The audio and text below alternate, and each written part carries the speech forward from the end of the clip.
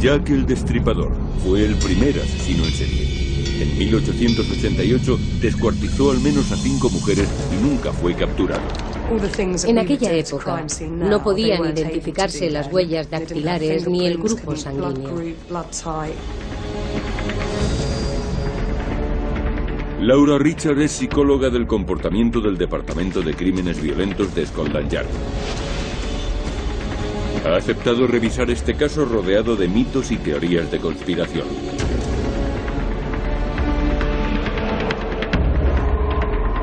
Laura lleva 10 años estudiando a los criminales más peligrosos, violadores y asesinos en serie.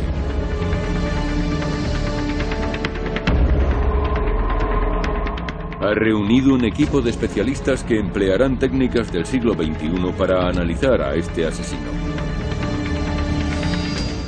Jack el Destripador nos supone un reto. No concebimos que alguien pueda mutilar de ese modo a una mujer, así que no podemos comprenderlo. Perfil geográfico, imagen digital y ADN de pruebas nunca analizadas hasta la fecha. Estas técnicas proporcionarían la descripción más minuciosa realizada sobre el asesino.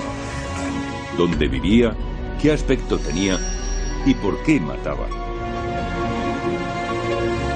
Laura Richard desvelará por primera vez cómo escapó el asesino más famoso de la historia. Más de un siglo después, se vuelve a abrir la veda de Jack el Destripador.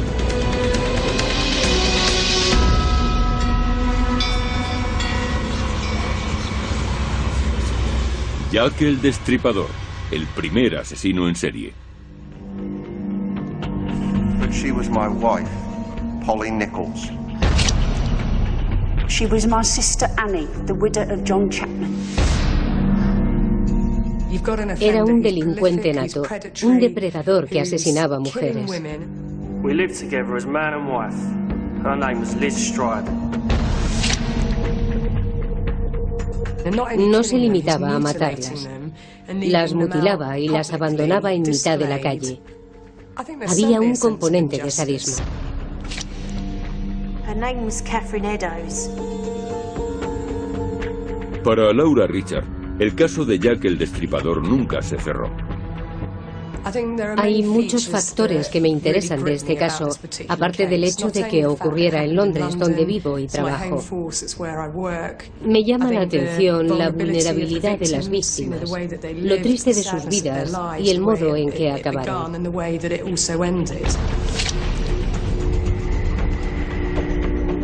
El trabajo de Laura es analizar comportamientos.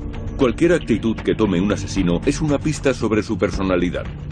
Hace más de 100 años de los crímenes de Jack el Destripador, pero aún pueden estudiarse. Como directora de la Unidad de Prevención del Crimen, puedo aprender mucho de este caso. Podría evitar algunos asesinatos. Estos crímenes han sido objeto de fascinación y repulsión durante décadas. Pero los datos reales fueron adulterados. Se interrogó a 200 testigos, se especuló con teorías inverosímiles y el caso nunca fue resuelto. La policía del Londres victoriano consideraba que el culpable debía de ser un demente. Aaron Kosminski, un interno inofensivo, se convirtió en sospechoso porque comía basura y creía oír voces.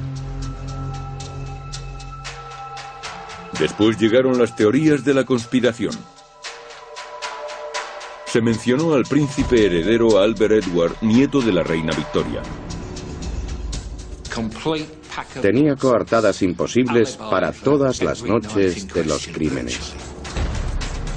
¿Era masón el médico personal de la reina Victoria, William Gall? Los historiadores siempre descartamos teorías infundadas, pero cada vez aparecen más. La prensa convirtió a Jack el Destripador en una leyenda, y su búsqueda se volvió un juego. Al tratarse del primer asesino en serie, la policía no estaba preparada para detenerlo. La investigación se suspendió tras 4 años sin resultados. Laura aceptó reabrirla y centrarse únicamente en los hechos. Nos conducimos como en un caso normal, basándonos en los hechos y en lo que podemos deducir del asesino sin dejarnos influir por posibles sospechosos. El objetivo es el análisis exhaustivo de la psicología del asesino. El punto de partida es lo que Laura llama victimología, llegar al asesino a través de las víctimas. El estilo de vida de una persona puede proporcionar pistas sobre su muerte. Se ha aceptado de manera general que hubo 5 víctimas y que la primera fue Polly Nichols. Tenía 43 años e hijos ya adultos y estaba separada de su marido. No tenía residencia fija y pasaba la mayor parte del tiempo en la calle. Era alcohólica. She got drunk every time I took her back. That's why I had to leave her altogether. Para saber cómo comenzó aquella época de terror, Laura visita la escena del crimen.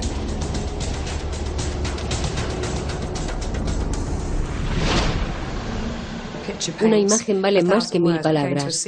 Y si es una escena del crimen, mucho más. Además, es parte de mi trabajo. Esto es Bucks Row. Aquí ocurrió el primer asesinato, Polly Nichols, en la madrugada del 31 de agosto de 1888. Donald Rumbelow, experto en la figura del destripador, conoce todas estas calles a la perfección. Bucks Row está en el corazón del East End de Londres. Esta es la escena del crimen que menos ha alterado el paso del tiempo. La escuela que hay detrás de nosotros ya existía en 1888. La calle era una travesía de casitas adosadas. Ella yacía delante de una cuadra. Todo estaba muy oscuro. El único foco de luz estaba al final de la calle. Los pies apuntaban en esa dirección.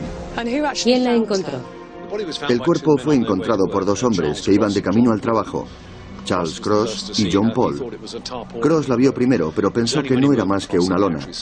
Al cruzar la calle se dio cuenta de que había un cuerpo debajo. Cuando el forense analizó el cuerpo, descubrió unos cortes profundos en el abdomen.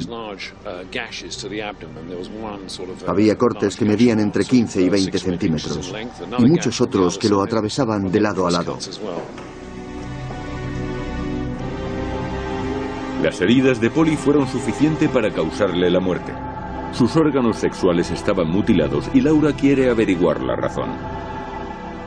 Al asesinarla y después abandonar el cadáver, ¿se trataba de un crimen más o los motivos estaban relacionados con la manipulación de su cuerpo?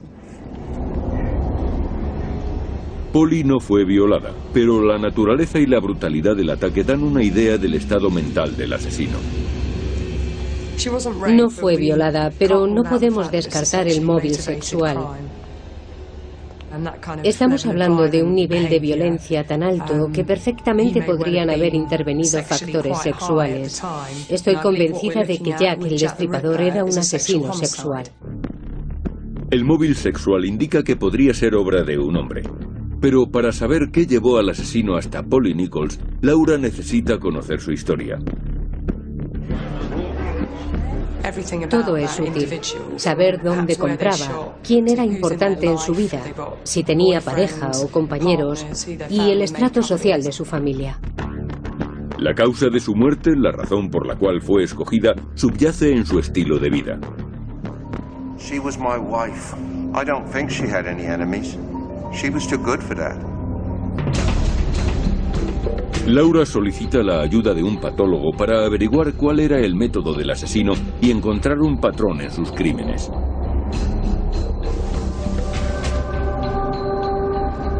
Tiene acceso a técnicas y procedimientos que los investigadores de 1888 no podían siquiera imaginar. Pero investigar un caso de más de 100 años es todo un desafío. Estos crímenes ocurrieron en un lugar que ya no existe.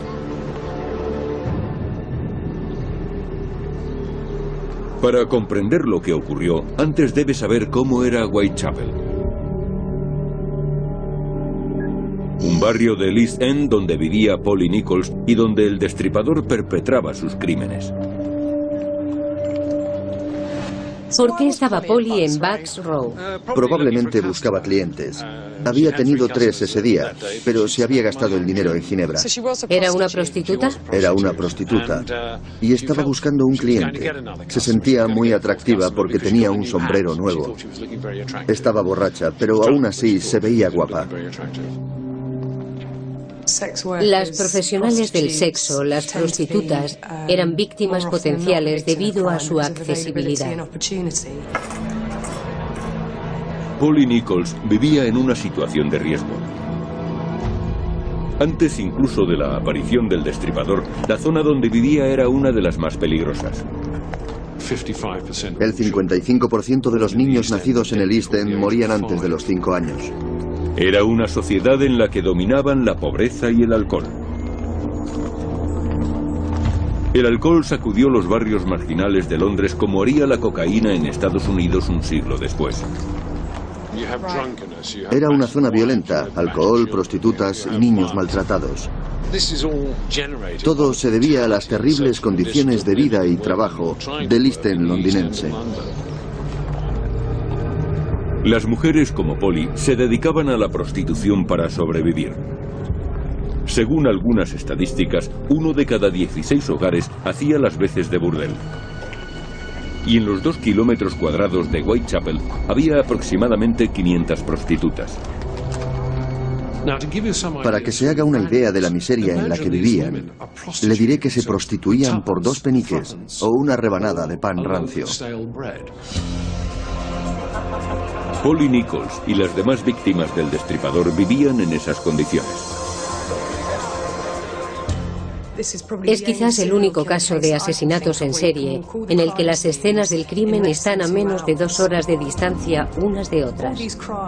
Los homicidios se produjeron en un radio de 2 kilómetros cuadrados. Es claramente algo premeditado. El entorno se adaptaba a los propósitos del destripador, pero existía la posibilidad de que se tratara de un furtivo, alguien ajeno al lugar que acudía simplemente a cazar. O quizá era un depredador que atacaba dentro de su territorio. Laura utiliza la técnica del perfil geográfico. Es muy común entre los cuerpos de seguridad y sirve para interpretar las localizaciones de las escenas del crimen.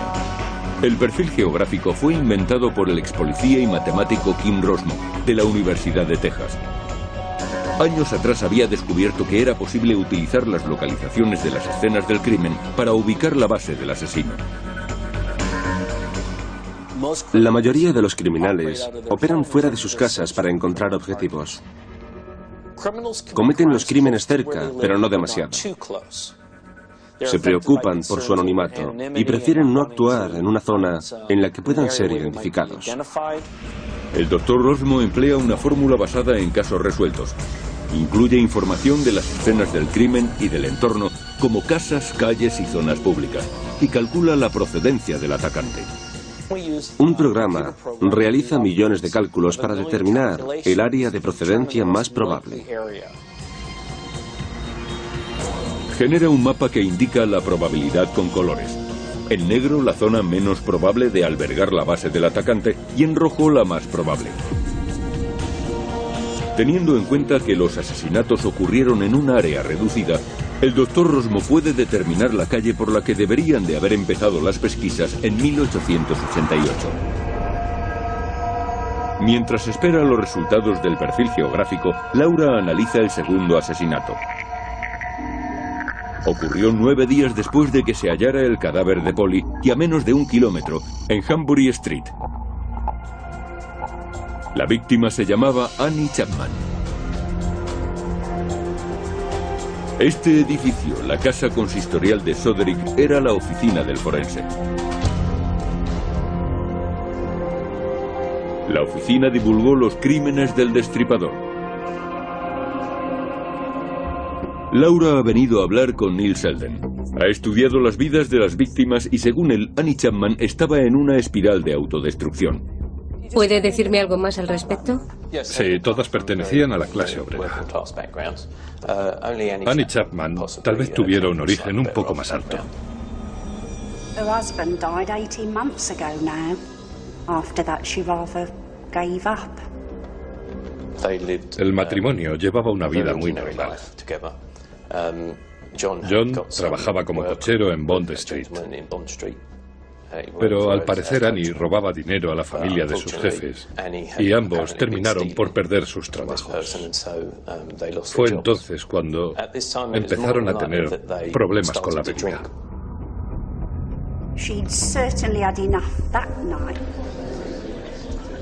¿Entonces era algo típico? Sí. También sabemos que ejercía la prostitución. Sí, recurría a ello ocasionalmente. El patio donde Annie fue asesinada ya no existe. Pero para saber lo que ocurrió, Laura ha de formarse una imagen mental de la escena del crimen. Consulta fotografías y dibujos de la época. Recrea la postura del cadáver con un maniquí. Vamos a imaginar que estamos en el 29 de Hambury Street y que detrás hay una hilera de casas de 3 pisos de estilo victoriano. Sobre las 6 de la mañana del 8 de septiembre, John Davis, conductor de carros, bajó las escaleras del 29 de Hambury Street. Iba a trabajar. Reparó en que la puerta estaba entreabierta y sintió curiosidad.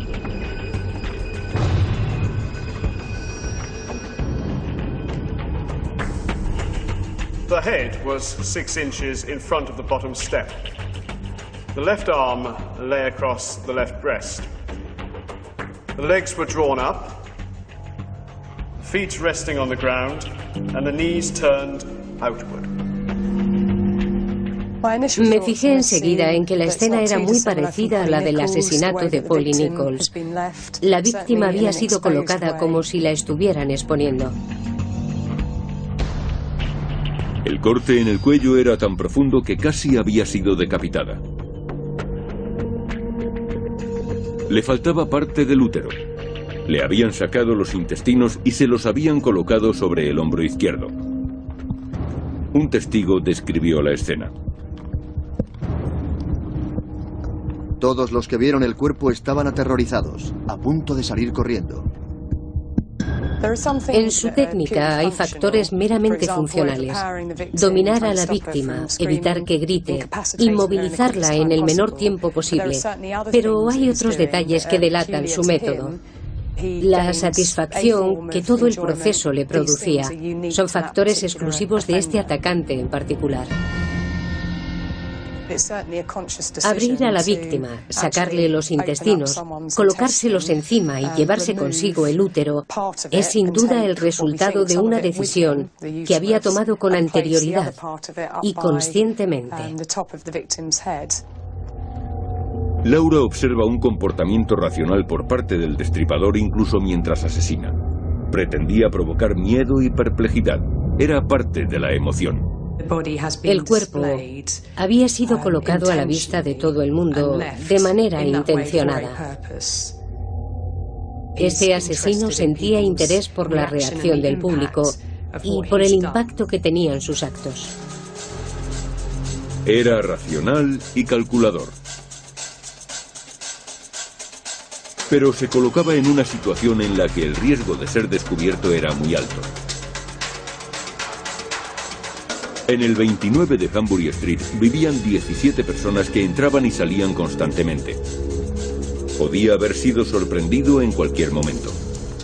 Escogió una zona muy concurrida para atacar a sus víctimas. De hecho, la zona en la que vivían sus víctimas. Estaba dispuesto a asumir grandes riesgos. Eso demuestra el autocontrol del destripador.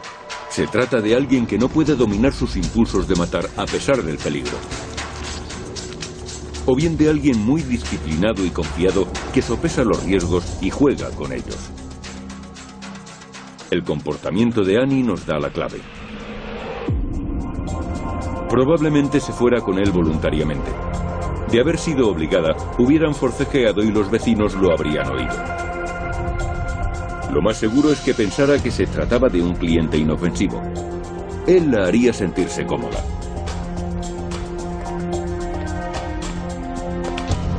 En 1888 la policía buscaba a un demente, alguien apenas humano. Pero el asesino que Laura investiga no se corresponde con ese estereotipo. Lo primero que uno piensa es que se trata de un marginado social, alguien que no tiene relaciones con el sexo opuesto. Sin embargo, llevo 10 años trabajando en casos violentos y nunca me he encontrado con algo así. La mayoría de los atacantes mantienen relaciones con mujeres. El destripador ocultaba a sus víctimas su verdadero propósito hasta el final. Según Laura, el sexo no era lo que le motivaba. En cierto momento, el destripador mostraba sus intenciones a la víctima y revelaba su personalidad. Y ese preciso momento es el que inquieta a Laura, ya que el destripador era consciente de lo que estaba haciendo y Laura necesita saberlo todo. La violencia es una elección. Escogió actuar así y expresarse de esa manera. Lo que intento ahora es encontrar una explicación para todo esto. Laura acude a Peter Dean. Es forense de la policía en el distrito de Whitechapel. Si el destripador existiera en la actualidad, el caso recaería en Peter Dean. En calidad de especialista, su trabajo es interpretar lesiones. Analizando las distintas heridas producidas en los asesinatos, es capaz de reconstruir el proceso. Clasifica el ataque en varias fases diferenciadas: control, asesinato y mutilación. Llevaba a cabo los 3 pasos. Tenía que reducir a la víctima y ejecutar los 2 primeros rápidamente. En un tiempo muy breve. Muy breve. Y las pruebas muestran que cometió la mayor parte de los asesinatos asfixiándolas. En el caso de Annie Chapman, el doctor George Baxter Phillips, forense de la policía, describe el cadáver como el de alguien asfixiado que se ha tragado su propia lengua. El mito alrededor del destripador ha crecido en base a las mutilaciones. Pero contrariamente a lo que se cree, no era así como las asesinaba. Primero las estrangulaba. Por mi trabajo, sé que es muy difícil estrangular a alguien con las manos. Si hablamos del proceso de la asfixia, sí, requiere tiempo y fuerza. Pero se cercioraba de sus muertes cortándoles la garganta. Luego, cuando estaban tendidas en el suelo, realizaba las mutilaciones que les singularizan. Exactamente. Esta última fase es, según Laura, el objetivo del destripador. Va más allá del asesinato y del autocontrol. Es precisamente lo que le excita y satisface. Revela cuáles son sus fantasías. Buscaba una sensación que le provocaba cierta forma de placer.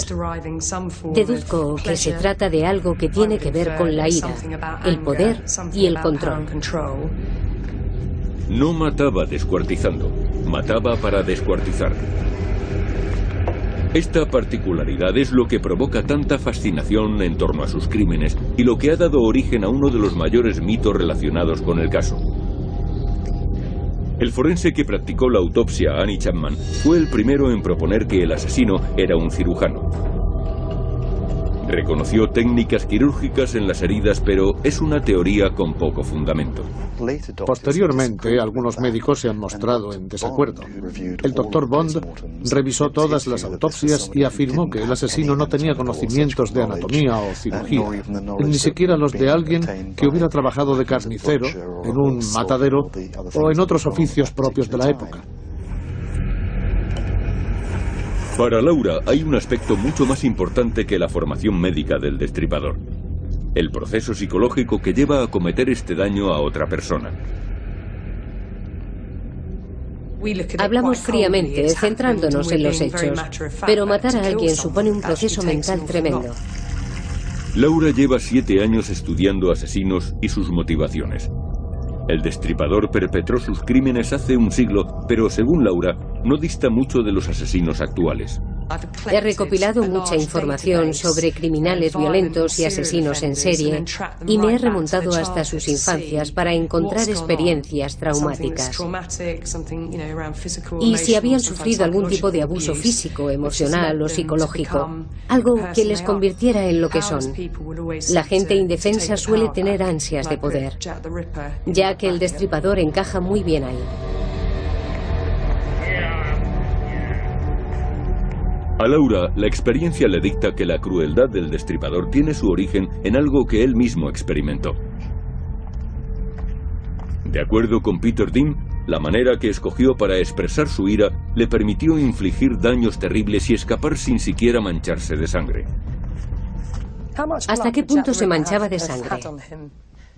Este tipo de mutilaciones provoca un gran flujo de sangre. Aunque el hecho de que las asfixiara antes de destriparlas lo limitara significativamente. Porque el corazón deja de latir. Exactamente. De esta manera no hay presión arterial.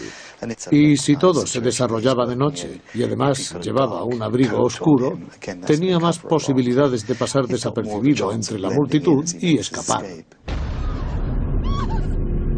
De este modo podía llevar a cabo todo lo que tuviera en mente y después desaparecer.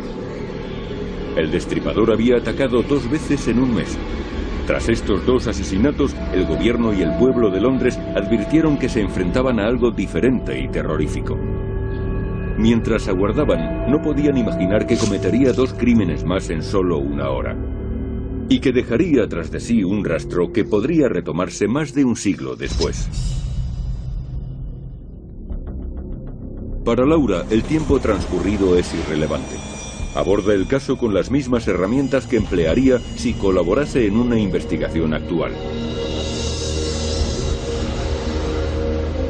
Ahora recibe una visita de su antiguo mentor, John Griff. Era uno de los miembros más respetados de la Policía Metropolitana. Se retiró en 2002 tras haber resuelto algunos de los crímenes más complejos de la historia de Londres. Además, es especialista en el caso del destripador y aporta nuevos elementos a la investigación. Están relacionados con la 4ª víctima, Catherine Eddowes. Hasta ahora no se conocía ninguna prueba física que hubiera sobrevivido hasta hoy, pero alguien aseguraba tener un chal que fue sustraído del cuerpo de Eddowes.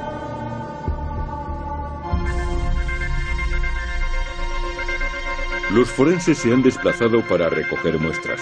La autenticidad del chal es discutible. Pertenece a los descendientes de un policía que acudió a la escena del crimen. Ahora es propiedad privada, pero en el pasado estuvo expuesto en el Museo del Crimen de Scotland Yard.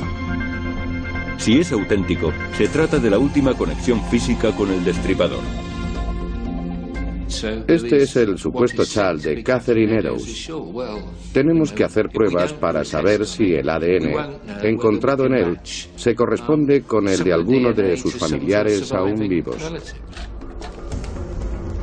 Las muestras de ADN son inútiles sin algo con lo que contrastarlas, pero ha habido progresos en este campo. Los descendientes de Eddowes han aceptado que se les tomen muestras de ADN.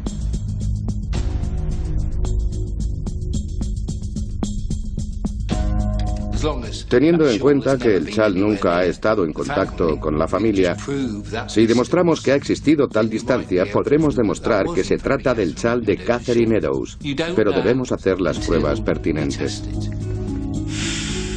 Si se establece una conexión entre Catherine Eddowes y el chal, habrá que recopilar y preservar nuevo material genético para futuras investigaciones.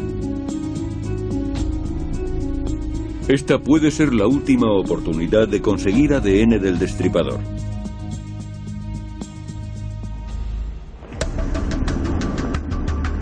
Catherine Eddowes fue asesinada el 30 de septiembre de 1888. Los expertos llaman a aquella noche la noche del doble acontecimiento, ya que también murió otra mujer, Liz Stride. Esta es la noche mejor documentada de toda la carrera criminal del destripador. Con las fichas policiales y las declaraciones de los testigos y los forenses, es posible reconstruir los acontecimientos con precisión. Laura y John Griff ponen en común sus conocimientos. Él ha dirigido decenas de investigaciones policiales. Reconstruyen los movimientos de Liz Stride y Catherine Eddowes durante sus últimas horas. A las 8 de la mañana del 29 de septiembre, Catherine fue vista saliendo de una casa de empeño. Acababa de empeñar un par de botas de su compañero, John Kelly. Consiguió 2 chelines y 6 peniques que gastó en comida. Eso nos muestra la miseria en la que vivían si empeñaban sus zapatos. ¿Cómo recuperaría las botas para ir a trabajar?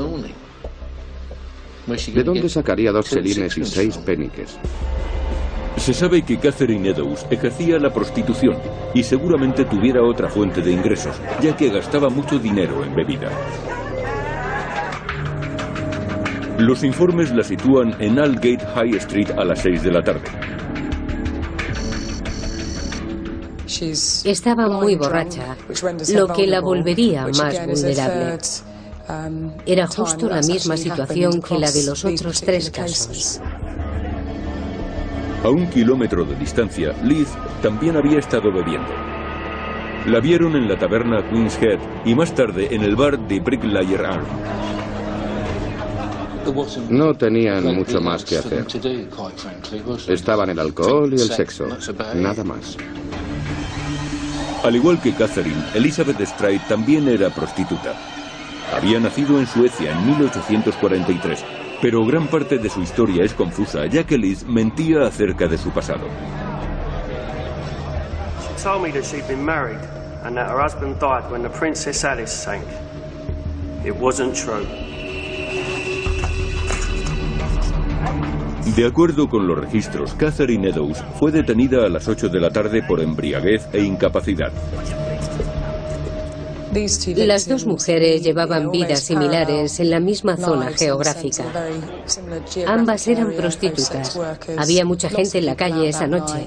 ¿Por qué ellas? Liz Stride and I lived together as man and wife. She was a very quiet, sober woman. Los testigos que hablaron de Liz Stride tuvieron otra percepción. A las 11 de la noche la vieron en la puerta de una taberna con un hombre no identificado. De hecho, se la vio con 3 hombres en las siguientes 2 horas. Sobre las 12:45, James Brown, un estibador, regresaba a casa cuando se cruzó con Liz y con un hombre de 1,75 m de estatura, fornido y con un abrigo largo. Parecía estar cortándole el paso y Brown, que más tarde identificaría el cadáver, la escuchó hablar.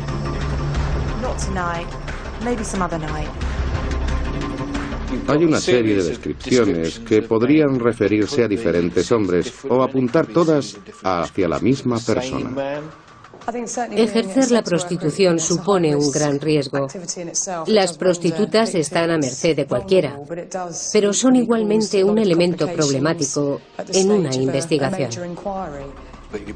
Pero si combinamos todo lo que sabemos, lo que dijeron los testigos, podemos crear un retrato robot. John ha decidido seguir el mismo procedimiento que utilizaría en una investigación actual: contrastar todas las descripciones aportadas por los testigos. De haber contado en 1888 con un retrato del sospechoso, ¿le habrían detenido antes de que volviese a matar? Catherine Eddowes estuvo a salvo, detenida en la comisaría de Bishopgate hasta la 1 de la mañana del 30 de septiembre. En ese momento, el agente de guardia consideró que estaba sobria y la soltó. Ella regresó a Aldgate. Lo más triste, me atrevería a decir que lo sabían perfectamente, es que la dejaron salir en el momento y lugar en el que el destripador estaba buscando una nueva víctima.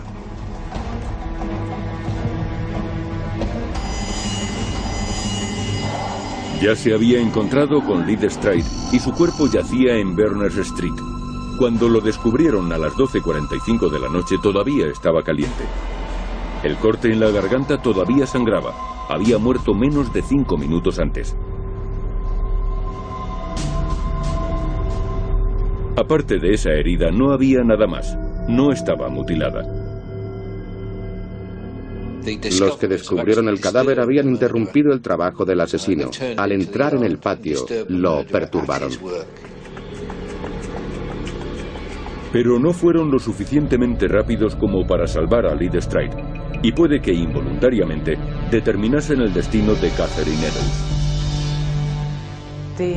El atacante debía completar su trabajo para satisfacer una necesidad particular. En aquellos momentos estaría, seguramente, dominado por la adrenalina, buscando a una víctima con la que pudiera culminar su ataque. Se sabe que el destripador estaba en Berners Street sobre la 1 de la madrugada y que se dirigió al oeste hacia Mitre Square. Llegaría a su destino a la 1:30, ya que el cadáver fue hallado a la 1:45 y era evidente que le había dedicado tiempo. Catherine Eddowes sufrió mutilaciones mucho peores que las víctimas anteriores. Parecía haber querido resarcirse del primer intento frustrado de la noche. Pero solo él sabía lo que se le pasaba por la cabeza en ese momento. A lo mejor ella le rechazó como cliente y él se ensañó, destrozándole la cara y cortándole la nariz. Se puede establecer una tercera localización del destripador en aquella noche. A las 2:55, el inspector Alfred Long llevaba a cabo una investigación en Gloucester Street. Una pintada le llamó la atención y debajo descubrió un jirón de ropa ensangrentado. Había sido cortado del delantal de Eddowes. Sabemos con certeza que el asesino recogió esta prueba en la escena del crimen y la colocó en otro lugar. Lo relevante del asunto radica en el momento y el lugar. En Berners Street lo interrumpieron. Al buscar una segunda víctima, reparó en Catherine Eddowes en Mitre Square. El hallazgo de Gloucester Street indica que había cambiado de dirección. Había completado su trabajo, la noche había terminado y se retiraba. ¿Se dirigía a casa? ¿A qué distancia vivía de las escenas del crimen? Una semana después, George Lass recibió una carta. Estaba al cargo del Comité de Vigilancia de Whitechapel, formado por ciudadanos que patrullaban las calles buscando al destripador. El encabezamiento de la carta decía, desde el infierno, y venía acompañada de medio riñón. Estimado señor Lass, le envío medio riñón que le extraje a una mujer que he conservado para usted. La otra parte la cociné y me la comí. Estaba sabroso. Si tiene un poco de paciencia, le enviaré también el cuchillo ensangrentado con el que lo estirpé. Firmado, Atrápeme si puede, señor Lass. Los periódicos y la policía recibían multitud de cartas firmadas por el destripador, pero ninguna gozó de tanta credibilidad. Era un riñón afectado por la enfermedad de Bright, una enfermedad que se sabía que Catherine Eddowes padecía. La longitud de la arteria renal correspondía con la que permanecía en el cuerpo de Catherine. Todo aquello le daba mucha más credibilidad a la carta que recibió Lask. ¿Qué revela la carta de su autor? Algunos sostienen que se trata de un truco, que el destripador la redactó de modo que la policía pensara que se trataba de un hombre algo instruido. Laura recurre a la doctora Frances Rock, lingüista forense especialista en el análisis de este tipo de textos. ¿Qué puede decirnos esta carta acerca del agresor? Hay palabras interesantes. Dos de ellas están escritas con faltas de ortografía, como cuchillo y blanco. A nosotros nos parecen errores, pero puede que el autor no fuera consciente de ello. No podemos utilizar esta carta para identificarle, pero podemos hacer otro tipo de observaciones que nos ayuden a imaginar cómo era el asesino. Es evidente que quien escribió esta carta no era una persona muy culta.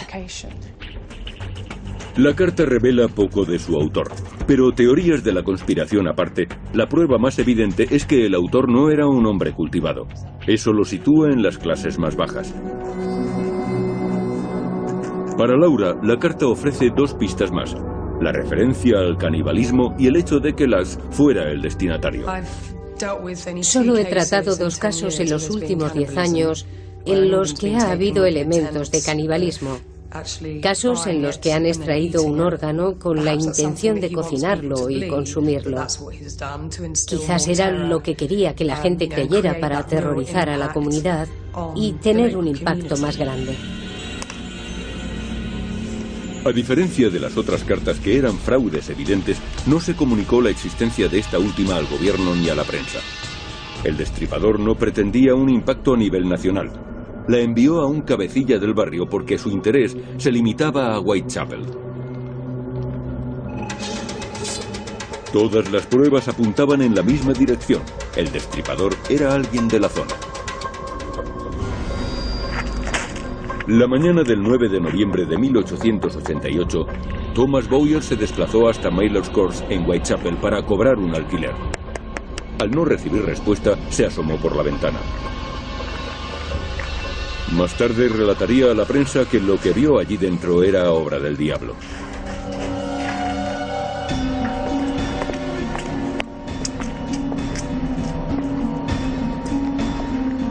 La puerta de la casa de Mary Kelly estaba cerrada.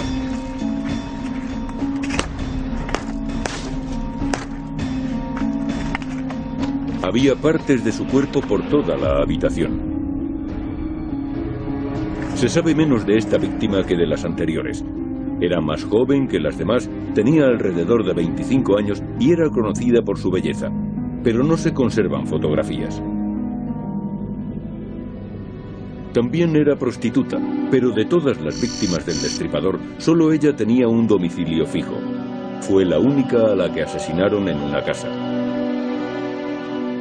La crueldad con que la trató es probablemente la más desproporcionada que se ha infligido a un ser humano. The face is gashed beyond all recognition. The nose, cheeks, eyebrows and ears being partially removed. Quizá pasó horas con aquel cuerpo. Puede que se sintiera cómodo en el lugar en que estaba actuando y que consiguiera dominarla rápidamente. Tuvo tiempo de hacer cuanto quiso, obedeciendo a su fantasía y a sus caprichos. Both breasts have been removed by more or less circular incisions. The heart is absent. La mayoría de los especialistas en Jack el Destripador sostienen que fue su último asesinato. Después de Mary Kelly y por razones nunca aclaradas, dejó de matar. Laura ha estudiado los 5 asesinatos. Todas las piezas que necesitaba empiezan a encajar. Los test de ADN, el perfil geográfico y el retrato del destripador generado por ordenador. Con toda esta información, ¿podría estar cerca de desenmascararlo?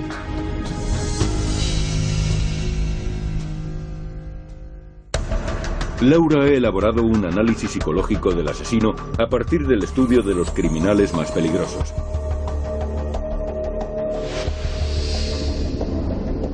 Asesinos y violadores en serie.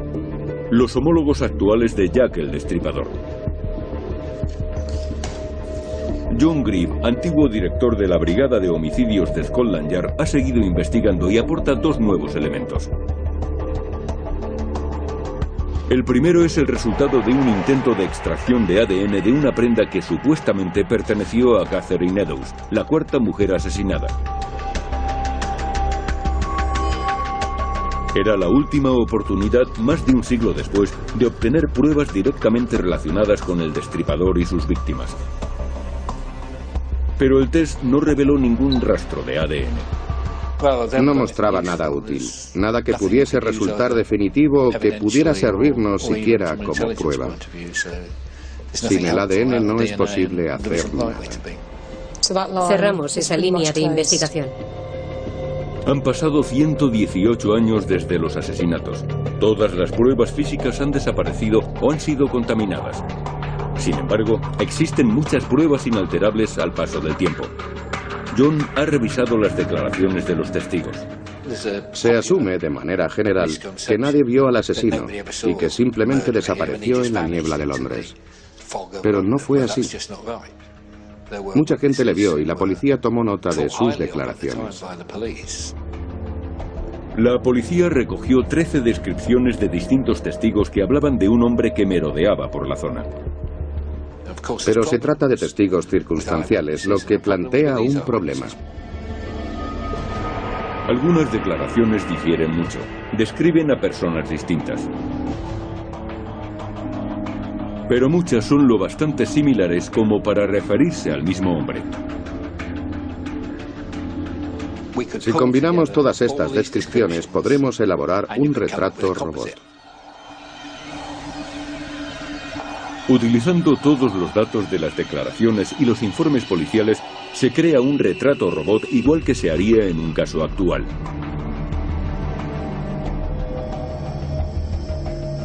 Entre 25 y 35 años. Entre 1,65 m y 1,75 m de estatura. Este es el hombre que las autoridades deberían haber buscado en 1888. Laura combina el perfil físico del asesino con su perfil psicológico. Según su estudio, no se trata del genio criminal de la leyenda. Desde luego no era Einstein. Sabemos que le gustaba asumir riesgos, que era impulsivo e irresponsable, pero nunca fue capturado y esto puede deberse en un 80% a la suerte, aunque un 20% recaería en la planificación de sus actos. Y era lo suficientemente listo como para sopesar los riesgos. Sabía cómo abandonar la escena del crimen si las cosas se complicaban, y también creemos que tenía determinación. Perpetró un doble crimen en una noche. No se limitó a agredir a Liz Stride y, al no poder consumar su crimen, asumir que el riesgo era demasiado alto, se alejó 1 kilómetro y atacó a otra persona. No era un marginado social. No le suponía un problema abordar a las mujeres. Probablemente se tratara de un sujeto manipulador muy hábil a la hora de mentir convincentemente. Se acercaría y se comportaría de un modo encantador. Probablemente le bastara con eso, lo que no impide que también pudiera mantener relaciones a corto plazo con algunas mujeres. Era una persona que evidenciaba un desequilibrio emocional. Lo más probable es que no sintiera empatía ni arrepentimiento, ni siquiera culpa. No creo que eso le preocupara. Seguramente veía a sus víctimas como objetos. Era la combinación de esos factores: encanto, determinación, crueldad y su habilidad para pasar desapercibido, lo que le volvía tan peligroso. La clave es que, de haber llamado la atención, los testigos le habrían mencionado con frecuencia en sus declaraciones, pero asumieron que era inofensivo y estaba justo delante de ellos. Vivía cerca de las escenas del crimen, en Whitechapel. ¿Pero dónde? Laura pidió ayuda al Dr. Kim Rosno, que estaba convencido de poder identificar la calle en la que vivía. Su sistema de perfil geográfico ha sido empleado por las autoridades de todo el mundo para capturar asesinos en serie. Introduce las 5 localizaciones de los asesinatos. Las zonas rojas indican los lugares donde se debería haber investigado. Se pueden ver las zonas que el programa identifica como probables: Flower and Dean Street, Fashion Street y Troll Street, en el centro de Whitechapel. ¿Debió concentrar la policía sus esfuerzos en Flower and Dean Street? De aquella calle solo queda un pequeño tramo. Ha cambiado completamente desde 1888, pero el censo de la época nos muestra cómo era el lugar: uno de los guetos más pobres de Londres. El perfil geográfico indica que Jack vivía aquí, entre sus víctimas. Se basa exclusivamente en los puntos concretos de los asesinatos, pero encaja perfectamente con la historia de las mujeres asesinadas. Un año antes de los crímenes, todas vivían en un radio de 100 metros con respecto a esta calle. De hecho, la policía investigó casa por casa tras el asesinato de Eddowes. No hay informes sobre los interrogatorios que se llevaron a cabo. Es imposible saber lo cerca que estuvo. Pero Laura está convencida de que Jack fue interrogado y descartado. Supongo que se produjo algún tipo de contacto entre Jack el Destripador y la policía. He oído a muchos agentes decir: sabré quién es en cuanto lo vea, pero nunca se da el caso, porque el agresor nunca es como lo imaginaban. Siempre lo descartan como sospechoso por el hecho de que es una persona normal y corriente, y esa es la clave. Se trata de alguien que es capaz de cometer actos atroces, pero que a la vez es una persona muy normal. Esto es quizá lo máximo que puede saberse del primer asesino en serie moderno. Si la policía de la época hubiera contado con las herramientas actuales, las cosas habrían sido diferentes. muchos no conoceríamos a Jack el Destripador. No existiría su leyenda. Si hubiesen contado con nuestras técnicas y con toda la información de la que disponemos ahora, le habrían capturado.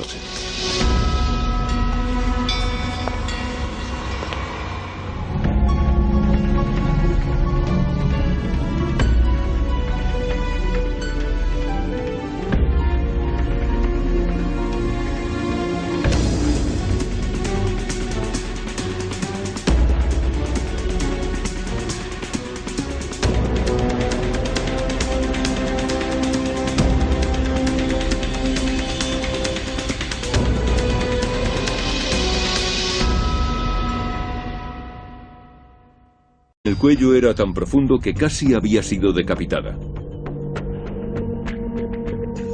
Le faltaba parte del útero. Le habían sacado los intestinos y se los habían colocado sobre el hombro izquierdo. Un testigo describió la escena. Todos los que vieron el cuerpo estaban aterrorizados, a punto de salir corriendo. En su técnica hay factores meramente funcionales. Dominar a la víctima, evitar que grite, inmovilizarla en el menor tiempo posible. Pero hay otros detalles que delatan su método. La satisfacción que todo el proceso le producía son factores exclusivos de este atacante en particular. Abrir a la víctima, sacarle los intestinos, colocárselos encima y llevarse consigo el útero es sin duda el resultado de una decisión que había tomado con anterioridad y conscientemente. Laura observa un comportamiento racional por parte del destripador incluso mientras asesina. Pretendía provocar miedo y perplejidad. Era parte de la emoción. El cuerpo había sido colocado a la vista de todo el mundo de manera intencionada. Este asesino sentía interés por la reacción del público y por el impacto que tenían sus actos. Era racional y calculador. Pero se colocaba en una situación en la que el riesgo de ser descubierto era muy alto. En el 29 de Hambury Street vivían 17 personas que entraban y salían constantemente. Podía haber sido sorprendido en cualquier momento. Escogió una zona muy concurrida para atacar a sus víctimas. De hecho, la zona en la que vivían sus víctimas estaba dispuesto a asumir grandes riesgos. Eso demuestra el autocontrol del destripador. Se trata de alguien que no puede dominar sus impulsos de matar a pesar del peligro. O bien de alguien muy disciplinado y confiado que sopesa los riesgos y juega con ellos. El comportamiento de Annie nos da la clave. Probablemente se fuera con él voluntariamente. De haber sido obligada, hubieran forcejeado y los vecinos lo habrían oído. Lo más seguro es que pensara que se trataba de un cliente inofensivo. Él la haría sentirse cómoda.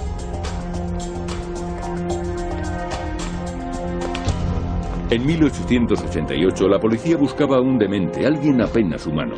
Pero el asesino que Laura investiga no se corresponde con ese estereotipo. Lo primero que uno piensa es que se trata de un marginado social, alguien que no tiene relaciones con el sexo opuesto. Sin embargo, llevo 10 años trabajando en casos violentos y nunca me he encontrado con algo así. La mayoría de los atacantes mantienen relaciones con mujeres. El destripador ocultaba a sus víctimas su verdadero propósito hasta el final. Según Laura, el sexo no era lo que le motivaba. En cierto momento, el destripador mostraba sus intenciones a la víctima y revelaba su personalidad. Y ese preciso momento es el que inquieta a Laura. Jack el destripador era consciente de lo que estaba haciendo y Laura necesita saberlo todo. La violencia es una elección. Escogió actuar así y expresarse de esa manera. Lo que intento ahora es encontrar una explicación para todo esto. Laura acude a Peter Dean. Es forense de la policía en el distrito de Whitechapel. Si el destripador existiera en la actualidad, el caso recaería en Peter Dean. En calidad de especialista, su trabajo es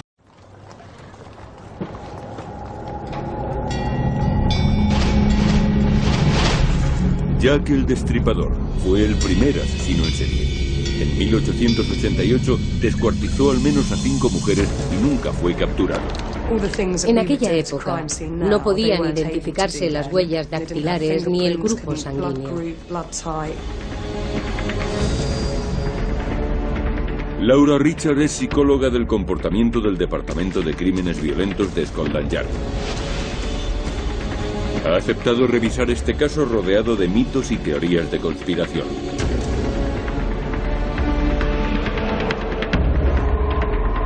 Laura lleva 10 años estudiando a los criminales más peligrosos, violadores y asesinos en serie.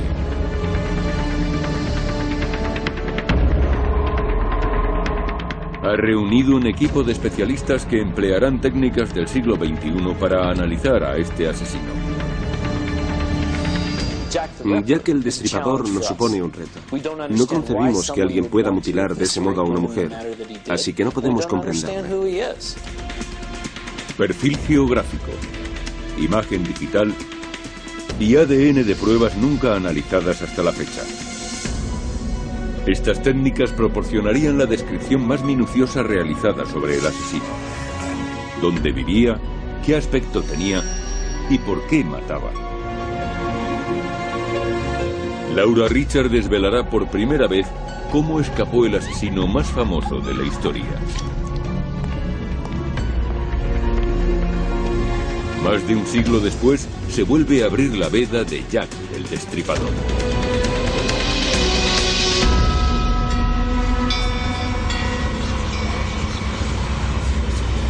Jack el Destripador, el primer asesino en serie. But she was my wife, Polly Nichols. She was my sister Annie, the widow of John Chapman. Era un delincuente nato, un depredador que asesinaba mujeres. We lived together as man and wife. Her name was Liz Strider.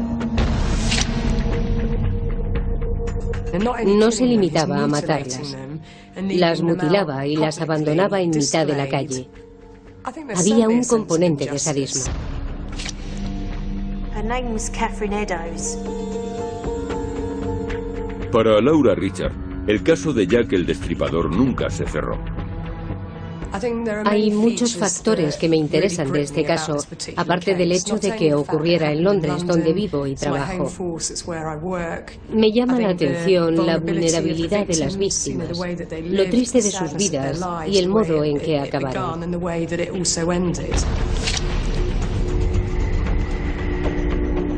El trabajo de Laura es analizar comportamientos. Cualquier actitud que tome un asesino es una pista sobre su personalidad. Hace más de 100 años de los crímenes de Jack el Destripador, pero aún pueden estudiarse. Como directora de la Unidad de Prevención del Crimen, puedo aprender mucho de este caso. Podría evitar algunos asesinatos. Estos crímenes han sido objeto de fascinación y repulsión durante décadas. Pero los datos reales fueron adulterados. Se interrogó a 200 testigos, se especuló con teorías inverosímiles y el caso nunca fue resuelto.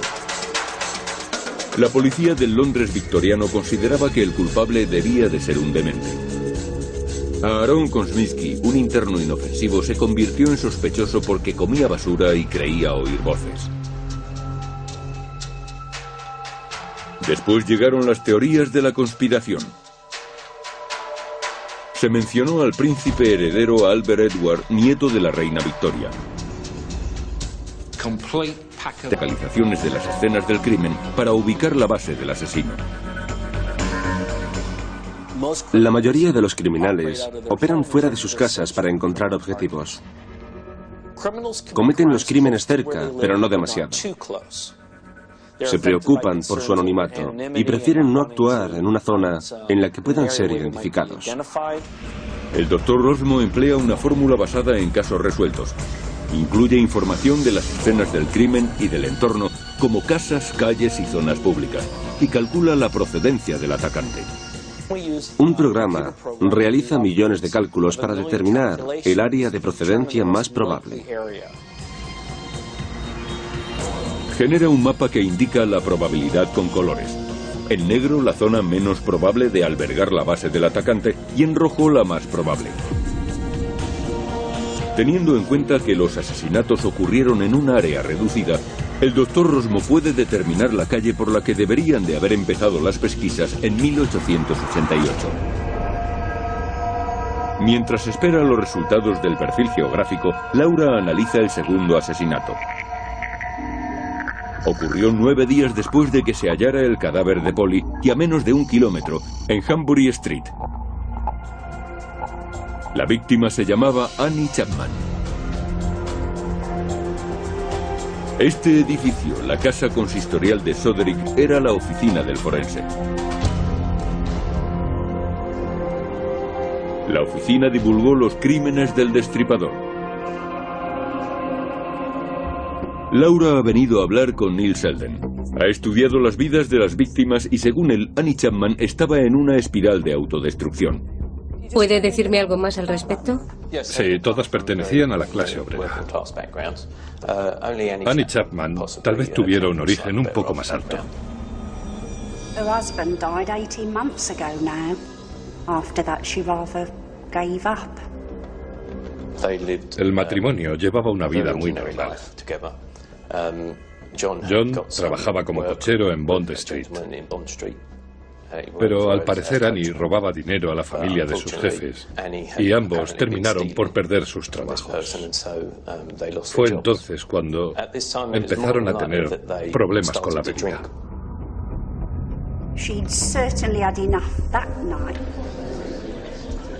¿Entonces era algo típico? Sí. También sabemos que ejercía la prostitución. Sí, recurría a ello ocasionalmente. El patio donde Annie fue asesinada ya no existe. Pero para saber lo que ocurrió, Laura ha de formarse una imagen mental de la escena del crimen. Consulta fotografías y dibujos de la época. Recrea la postura del cadáver con un maniquí. Vamos a imaginar que estamos en el 29 de Hanbury Street y que detrás hay una hilera de casas de 3 pisos de estilo victoriano. Sobre las 6 de la mañana del 8 de septiembre, John Davis, conductor de carros, bajó las escaleras del 29 de Hanbury Street. Iba a trabajar. Reparó en que la puerta estaba entreabierta y sintió curiosidad.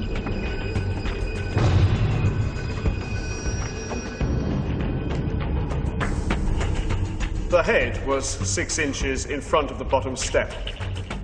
The left arm lay across the left breast. The legs were drawn up, feet resting on the ground, and the knees turned outward. Me fijé enseguida en que la escena era muy parecida a la del asesinato de Polly Nichols. La víctima había sido colocada como si la estuvieran exponiendo. El corte llevó al asesino hasta Polly Nichols. Laura necesita conocer su historia. Todo es útil. Saber dónde compraba, quién era importante en su vida, si tenía pareja o compañeros y el estrato social de su familia. La causa de su muerte, la razón por la cual fue escogida, subyace en su estilo de vida. She was my wife. I don't think she had any enemies. She was too good for that. Laura solicita la ayuda de un patólogo para averiguar cuál era el método del asesino y encontrar un patrón en sus crímenes.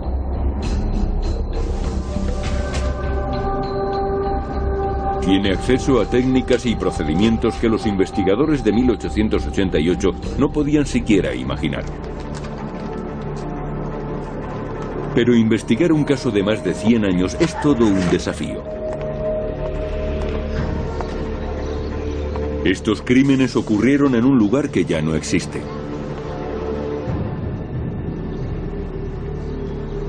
Para comprender lo que ocurrió, antes debe saber cómo era Whitechapel. Un barrio del East End donde vivía Polly Nichols y donde el destripador perpetraba sus crímenes. ¿Por qué estaba Polly en Bucks Row? Probablemente buscaba clientes. Había tenido 3 ese día, pero se había gastado el dinero en Ginebra. ¿Era una prostituta? Era una prostituta y estaba buscando un cliente. Se sentía muy atractiva porque tenía un sombrero nuevo. Estaba borracha, pero aún así se veía guapa.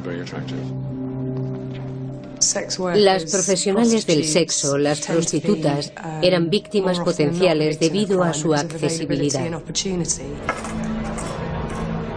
Polly Nichols vivía en una situación de riesgo. Antes incluso de la aparición del destripador, la zona donde vivía era una de las más peligrosas. El 55% de los niños nacidos en el East End morían antes de los 5 años. Era una sociedad en la que dominaban la pobreza y el alcohol. El alcohol sacudió los barrios marginales de Londres como haría la cocaína en Estados Unidos un siglo después. Era una zona violenta, alcohol, prostitutas y niños maltratados. Todo se debía a las terribles condiciones de vida y trabajo del East End londinense. Las mujeres como Polly se dedicaban a la prostitución para sobrevivir. Según algunas estadísticas, 1 de cada 16 hogares hacía las veces de burdel. Y en los 2 kilómetros cuadrados de Whitechapel había aproximadamente 500 prostitutas. Para que se haga una idea de la miseria en la que vivían, le diré que se prostituían por 2 peniques o una rebanada de pan rancio. Polly Nichols y las demás víctimas del destripador vivían en esas condiciones. Es quizás el único caso de asesinatos en serie en el que las escenas del crimen están a menos de 2 horas de distancia unas de otras. Los homicidios se produjeron en un radio de 2 kilómetros cuadrados. Es claramente algo premeditado. El entorno se adaptaba a los propósitos del destripador, pero existía la posibilidad de que se tratara de un furtivo, alguien ajeno al lugar que acudía simplemente a cazar. O quizá era un depredador que atacaba dentro de su territorio. Laura utiliza la técnica del perfil geográfico. Es muy común entre los cuerpos de seguridad y sirve para interpretar las localizaciones de las escenas del crimen. El perfil geográfico fue inventado por el ex policía y matemático Kim Rosmo, de la Universidad de Texas. Años atrás había descubierto que era posible utilizar las localizaciones. Tenía coartadas imposibles para todas las noches de los crímenes. ¿Era masón el médico personal de la reina Victoria, William Gall? Los historiadores siempre descartamos teorías infundadas, pero cada vez aparecen más. La prensa convirtió a Jack el Destripador en una leyenda, y su búsqueda se volvió un juego. Al tratarse del primer asesino en serie, la policía no estaba preparada para detenerlo. La investigación se suspendió tras 4 años sin resultados. Laura aceptó reabrirla y centrarse únicamente en los hechos. Nos conducimos como en un caso normal, basándonos en los hechos y en lo que podemos deducir del asesino sin dejarnos influir por posibles sospechosos. El objetivo es el análisis exhaustivo de la psicología del asesino. El punto de partida es lo que Laura llama victimología, llegar al asesino a través de las víctimas. El estilo de vida de una persona puede proporcionar pistas sobre su muerte. Se ha aceptado de manera general que hubo 5 víctimas y que la primera fue Polly Nichols. Tenía 43 años e hijos ya adultos y estaba separada de su marido. No tenía residencia fija y pasaba la mayor parte del tiempo en la calle. Era alcohólica. She got drunk every time I took her back. That's why I had to leave her altogether. Para saber cómo comenzó aquella época de terror, Laura visita la escena del crimen.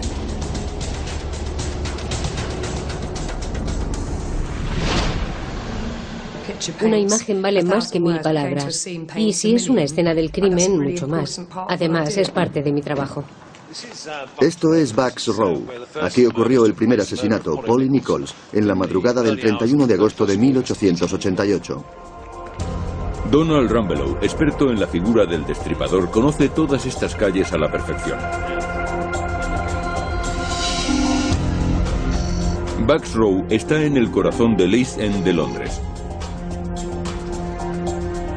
Esta es la escena del crimen que menos ha alterado el paso del tiempo. La escuela que hay detrás de nosotros ya existía en 1888. La calle era una travesía de casitas adosadas. Ella yacía delante de una cuadra. Todo estaba muy oscuro.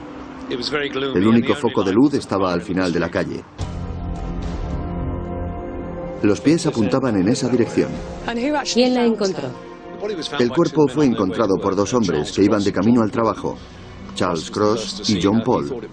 Cross la vio primero, pero pensó que no era más que una lona. Al cruzar la calle se dio cuenta de que había un cuerpo debajo. Cuando el forense analizó el cuerpo, descubrió unos cortes profundos en el abdomen. Había cortes que medían entre 15 y 20 centímetros, y muchos otros que lo atravesaban de lado a lado. Las heridas de Polly fueron suficientes para causarle la muerte. Sus órganos sexuales estaban mutilados y Laura quiere averiguar la razón. Al asesinarla y después abandonar el cadáver, ¿se trataba de un crimen más o los motivos estaban relacionados con la manipulación de su cuerpo? Polly no fue violada, pero la naturaleza y la brutalidad del ataque dan una idea del estado mental del asesino. No fue violada, pero no podemos descartar el móvil sexual. Estamos hablando de un nivel de violencia tan alto que perfectamente podrían haber intervenido factores sexuales. Estoy convencida de que Jack el Destripador era un asesino sexual. El móvil sexual indica que podría ser obra de un hombre, pero para saber qué llevó